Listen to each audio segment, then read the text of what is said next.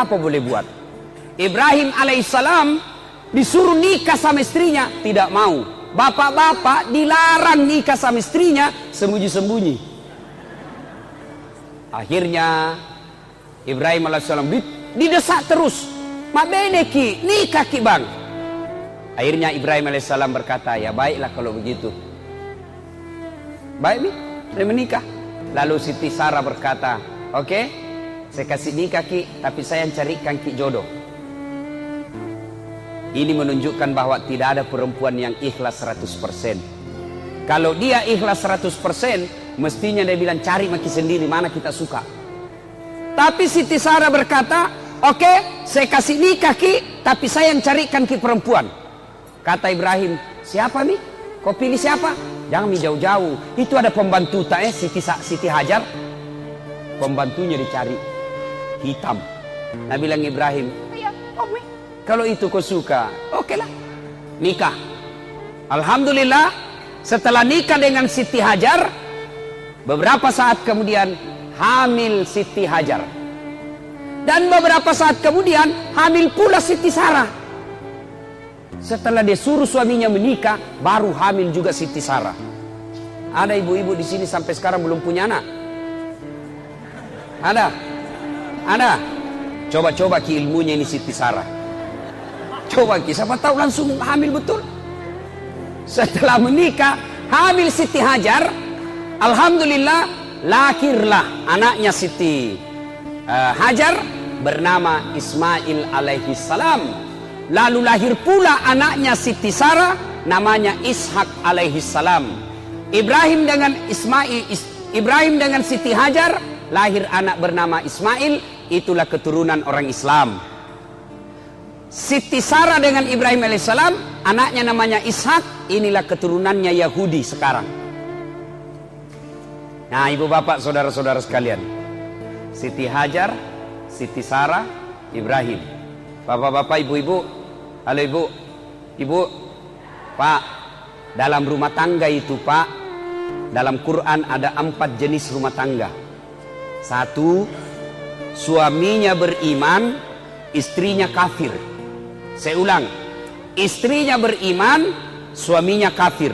Siapa? Suaminya beriman, istrinya kafir. Siapa dia? Nabi Lut alaihi salam. Tuh, suami beriman, istri kafir. Lut alaihi salam. Yang kedua, istri beriman, suami kafir. Siapa ini? Fir'aun laknatullah alaih. Yang ketiga, istri kafir, suami kafir. Siapa dia? Ini Abu Lahab. Dan yang keempat, suami beriman, istri beriman. Saya ulang, suami beriman, istri beriman. Siapa dia? Ibrahim alaihi salam. Nah ibu-ibu, kira-kira pilih mana ibu? Pilih mana ibu? Suami beriman, istri beriman, Ibrahim alaihi salam. Ya bu ya. Tapi ingat ibu, Ibrahim alaihi salam itu 2 istrinya.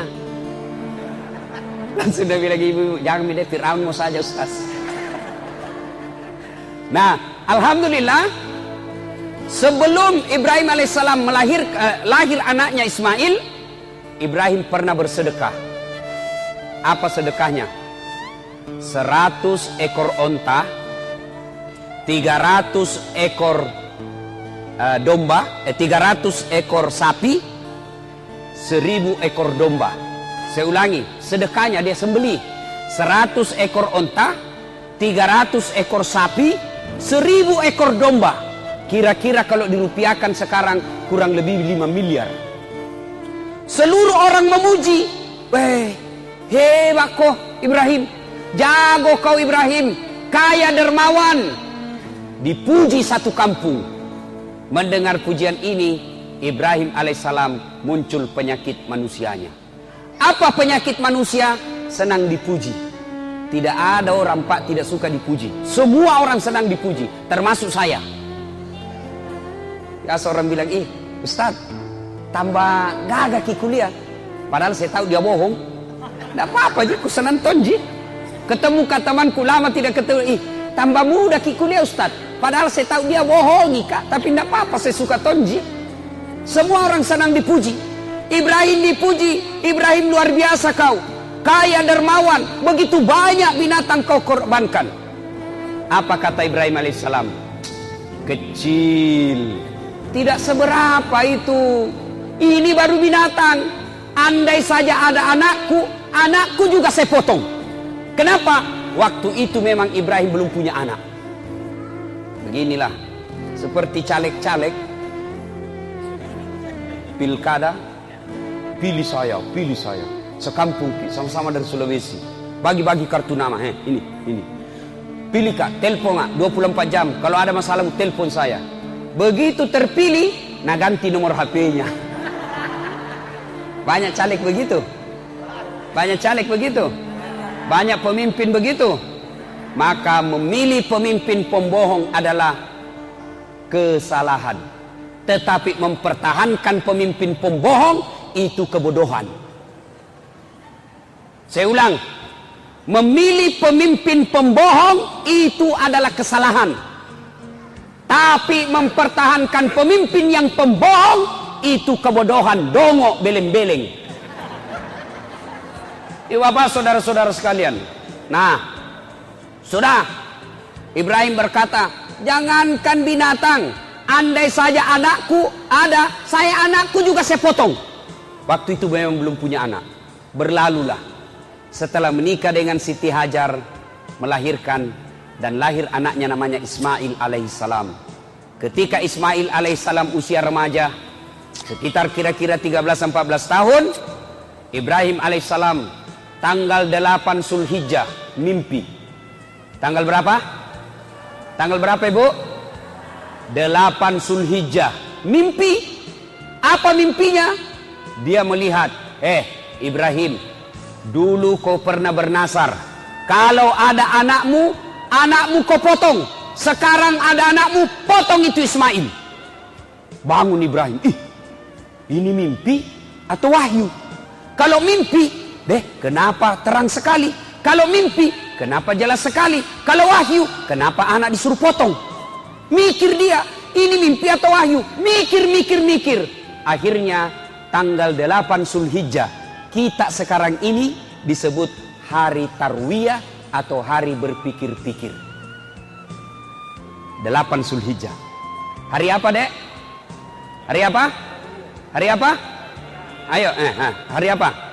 Tarwiyah. Sini kok kasih kau hadiah. Kok? Coba hadiah.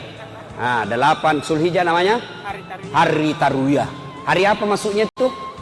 Hari berpikir-pikir, maca kombo. Hari Tarwiyah, 8 Zulhijjah. Tidur lagi. Tanggal 9 Zulhijjah.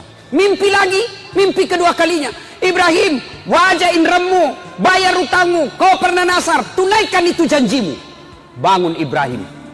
Lalu dia berkesimpulan, ini bukan mimpi, ini wahyu. Ibrahim alaihissalam yakin, saya harus memotong anak saya untuk membayar utangku. Hakul yakin. Tanggal 9 Zulhijjah sekarang kita kenal dengan hari Arafah atau hari keyakinan. Hari apa, Dek? Hari apa? Hari apa? Hari apa?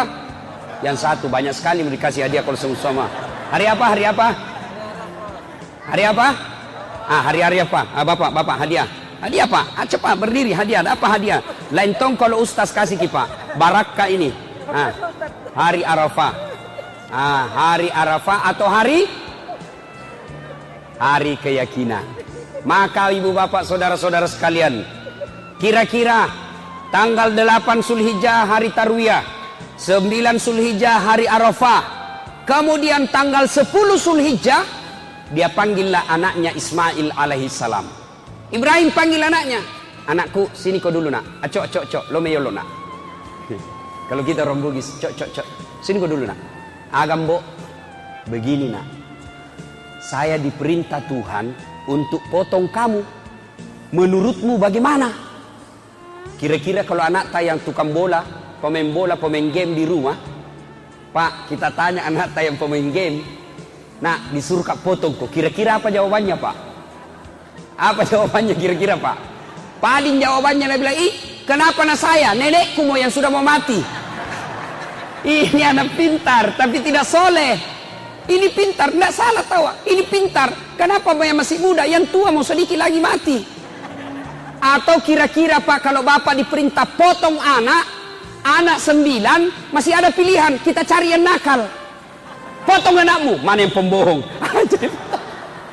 Ismail, anak satu-satunya, lama dirindukan, disuruh potong. Kata Ismail alaihissalam, silahkan Pak, jangan ragu, laksanakan, insya Allah Bapak mendapati saya menjadi anak yang saleh, anak yang sabar, anak yang takwa, anak yang soleh. Potong saja Pak, tidak ada masalah. Cuma kata Ismail, sebelum kita potong Kak, ada beberapa permintaanku. Satu, Pak, nanti kalau Bapak potong saya, pakai pisau atau parang yang sangat tajam, supaya saya tidak lama menderita. Maka bapak-bapak yang bertugas potong sapi kalau Idul Kurban, jangan pakai pisau yang tumpul Pak, pakai pisau yang tajam. Bapak-bapak penjual ayam potong, jangan seenaknya potong, baca bismillah Pak. Itu ada di Sulawesi Selatan, saya lihat Pak, penjual ayam potong 50 ayam potong, satu kali di bismillah. Nah bilang saja bismillahirrahmanirrahim kali 50. Tidak boleh begitu dong. Baca satu-satu. Beleng-beleng. Sudah.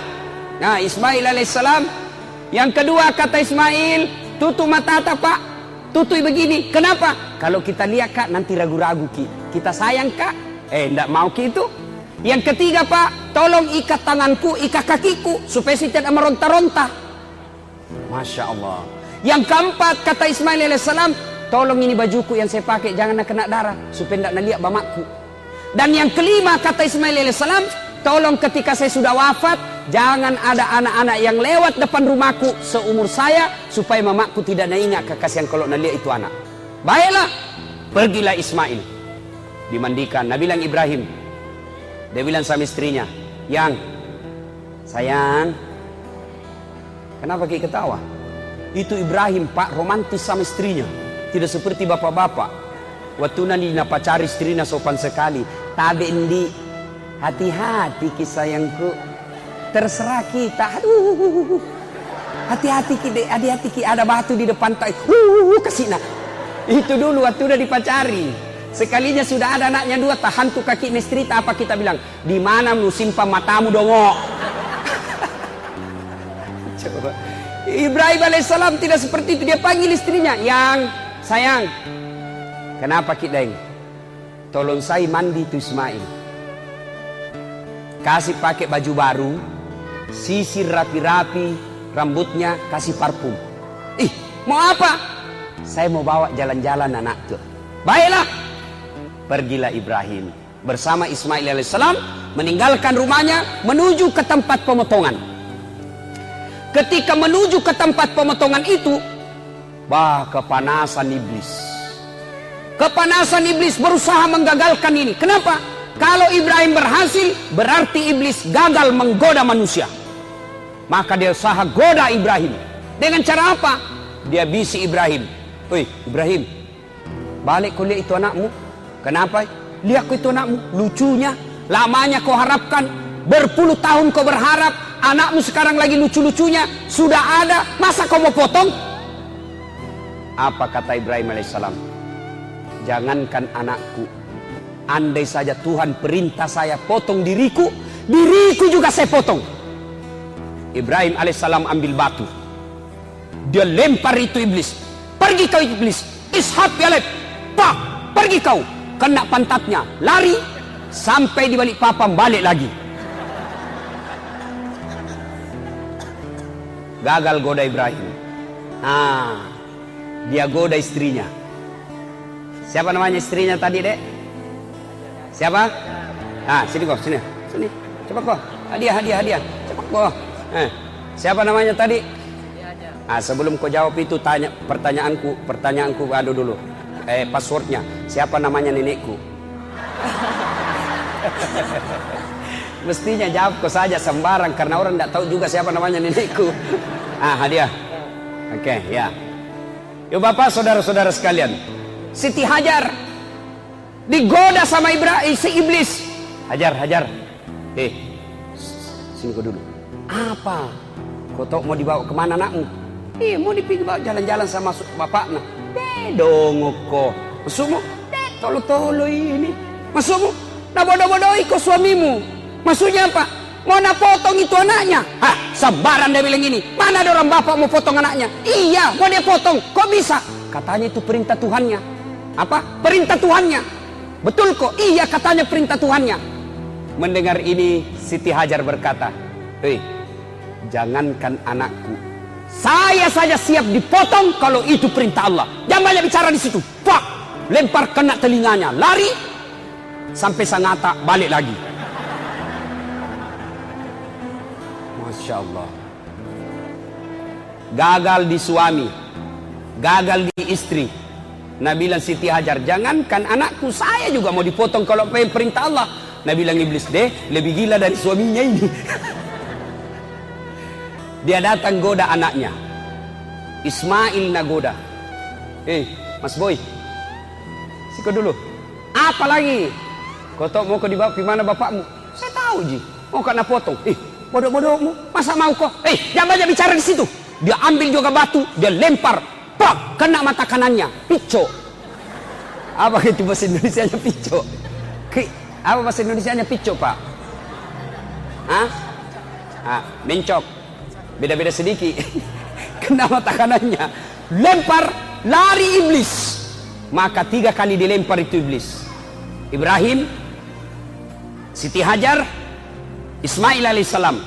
Inilah simbol permusuhan antara manusia dengan iblis yang diabadikan sekarang ketika kita melaksanakan ibadah haji dengan melempar 3 jumroh, yaitu jumroh Aqabah, Usta, Ula. Setan besar, setan tengah, setan kecil dilempar. Maka sekarang jamaah haji kalau pergi melempar batu itu dinding. Ini ada cerita-cerita warung kopi Jini, tidak tahu benar atau tidak. Ada jamaah haji dari Bontang, diambil batu, dia lihat itu dinding setan, dia bilang ini setan ini. Nih nana setannya ini yang goda saya selama ini. Lo rempel kok. Diambil batu Pak, diambil batu, dilempar itu dinding. Wih, kembali talaci itu batu hampir nak kena kepalanya. Dia punggu itu batu, begitu dia punggu dibuka ada batu tulisannya, sesama setan dilarang saling melempar.